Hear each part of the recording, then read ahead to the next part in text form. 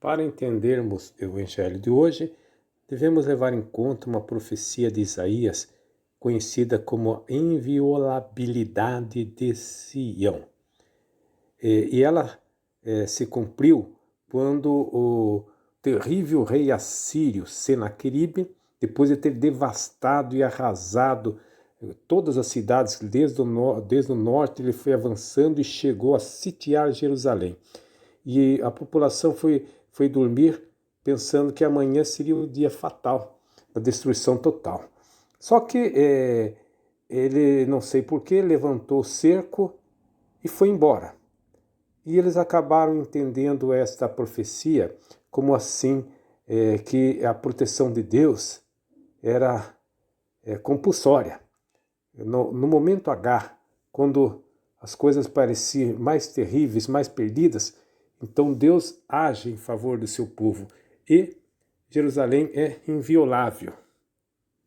É por isso que quando os discípulos de Jesus começaram a admirar a cidade de Jerusalém, que de fato o templo de Jerusalém era magnífico nesta época, Jesus disse para eles algo que eles não compreenderam.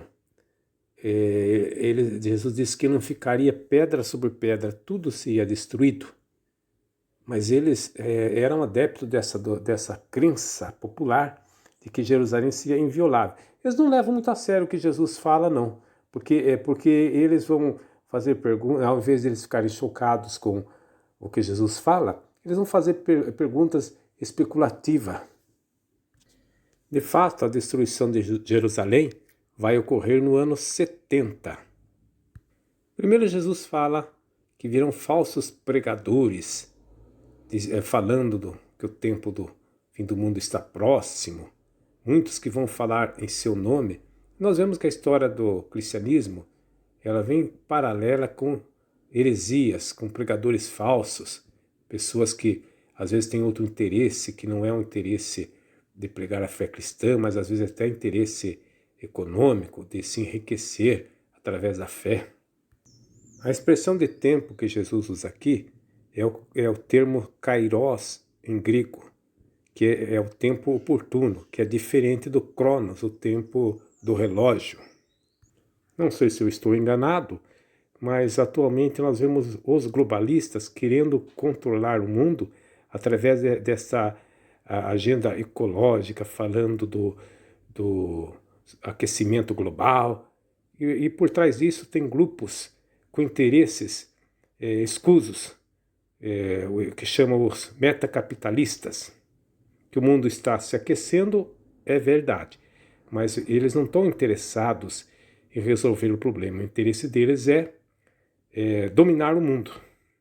Além de catástrofes naturais, Jesus enumera aqui fome, guerras, que são coisas provocadas pelo homem. Às vezes a gente pergunta por que Deus não intervém mudando o curso da história?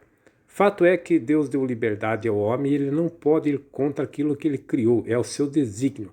Então as escolhas do homem errada levam a desastres, e os desastres causados pelos homens são muito maiores do que os desastres naturais. Jesus fala da perseguição religiosa. Aqui está um sinal da autenticidade do cristianismo. Na história, sempre que o cristianismo é perseguido, é que ele está cumprindo a sua missão, porque o cristianismo ele rema contra a corrente, tem valores diferentes do mundo. Quando o cristianismo está tudo bem, ele é louvado, pode contar que ele está morno. Jesus fala de não se preocupar com a sua defesa diante do tribunal, porque ele vai colocar palavras sábias na nossa boca. Aqui, sem dúvida, está uma alusão ao que acontece no livro dos Atos com Estevão. Estevão é a mostra disso, que então ele colocou na boca de Estevão palavras que confundiam os seus acusadores. Lembremos que o Atos é a continuação do Evangelho de Lucas. O versículo 16 fala que vocês serão entregues pelos próprios pais.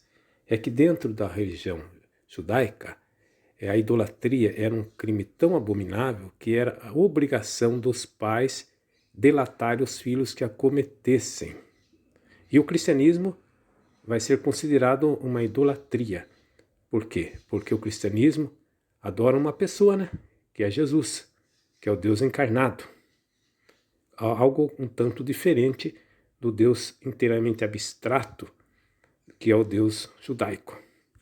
O Evangelho termina aqui dizendo que nenhum fio de nossa cabeça será perdido, dizendo então, com essa imagem, que Deus nos dará sempre proteção nessas ocasiões.